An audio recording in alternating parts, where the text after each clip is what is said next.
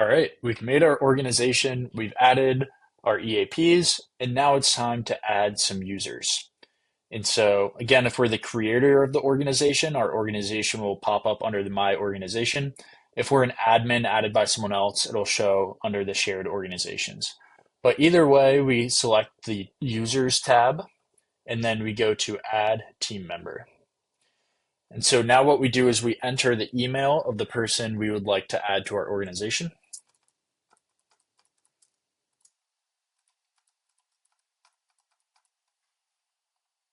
Awesome. And then we select the privileges we would like them to have for the organization. So our options are super admin, who can view and edit all aspects of the organization and EAP information, or we can add them as a member of the organization. So members of the organization can view all the organization details, they just can't edit it. So we're going to go with member. And then members of organizations, also, you can change their EAP status. And so admins of EAPs can activate the EAP, they can edit all the EAP information, they can look at the EAP, all that. Viewers of EAPs can do everything an admin can, but they can't edit the information or delete the EAP. You can also give them no access if you just want them to be a contact, or just add them to the organization for now. We go into a little bit more detail on this on our support page on our permissions overview. It goes into kind of the details here. One important thing to know as well is when you set up the default EAP access, this is the access that this user will have for any new EAPs. So for accounts at EZ-EAP.com, if I give them viewer access and then I make a new EAP after adding them to the organization, on that new EAP, they will automatically have viewer access. And then if we decide, say this is like our soccer athletic trainer, and our soccer athletic trainer should be a viewer for all EAPs, but an admin on the stadium EAP, we can edit individual EAPs as well. And you just get there by selecting and deselecting that there.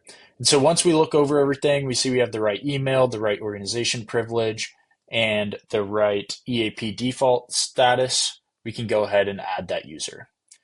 And so this is the way it works if that account already made an account. They already went to our website, made a username and password. That just instantly adds them to the account because they already have their account set up. Let's do one where they don't have their account set up.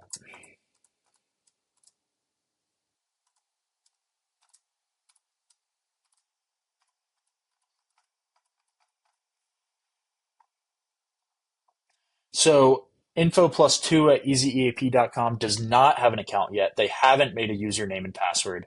And so we get this notification. It says user not found. User not found with this email address. Selecting invite user will send an email to this address inviting the user to join your organization. And so we click OK.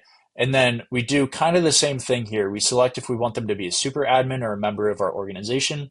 And then we give them the default EAP access we would like them to have.